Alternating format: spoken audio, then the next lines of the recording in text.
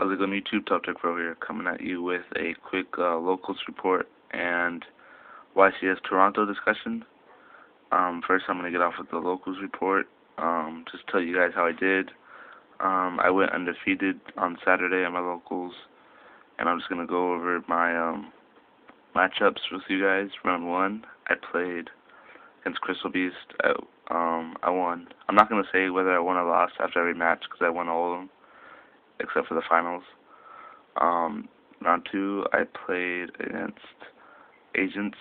Round three, I played against Machina. Round four, I played against Heroes, Skill Drain Heroes. And top eight, I played against Bubblebeat. Round top four, I played against Machinas again. And then in the finals, I split because neither one of us wanted to wind up mirror because it's really boring.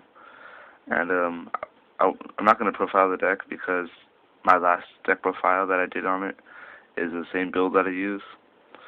And now that I finished that, I'm going to start with the YCS Toronto discussion.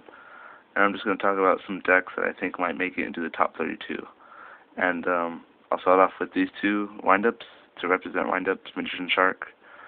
I feel like these might get a couple top 32 spots for Toronto because it's still a viable deck and they can make some pretty crazy moves with just these two cards.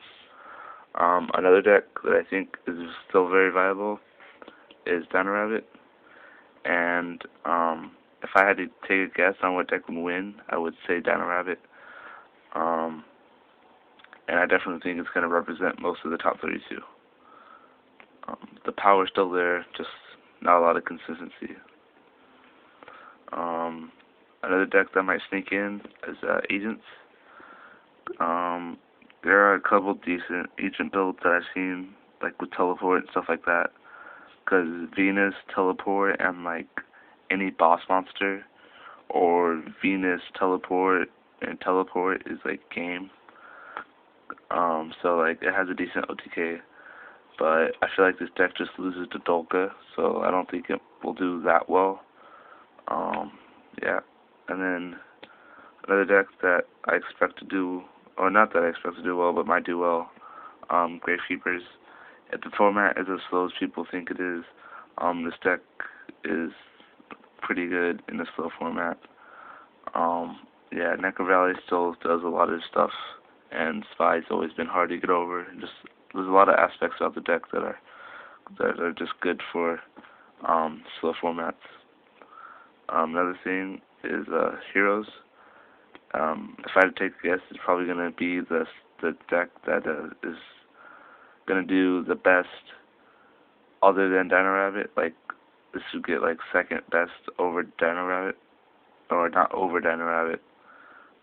Just because Heroes are very versatile, and in a undefined format, I feel like their playstyle, which is either really aggressive or really control, is good for a new format. But I feel like as the format progresses, they will start to lose power. But at Toronto, I think they might have a more than like 3 or 4 top 32s maybe. Another deck that I think might do well is Lightsworns. I've seen a lot of people testing Lightsworns with 3 Necrograna, stuff like that. And it's not a really deck you can control like the game because it's all about what you mill. But in a slow format, a slow format without like wind up loops or injectors, I can see Lightsworn having a small chance, maybe like 1 or 2 top 32 spots. Another deck that might do well is some version of Warriors, like with Dino Rabbits, or just Warrior Turbo's deck with like Noble Knight Gawain and maybe this guy. I don't think people are going to play it, but you never know.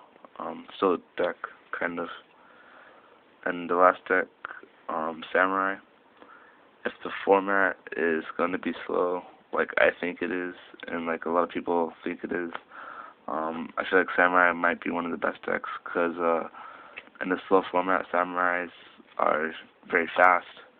They can make first turn Lagias, or or not like it. They can make First and Sheehan and Beast and Barkions, which can be hard to handle.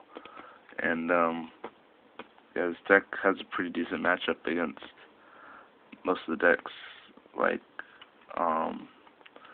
Agents or Gravekeepers, stuff like that. Oh, and another deck I forgot to talk about, Dark Worlds.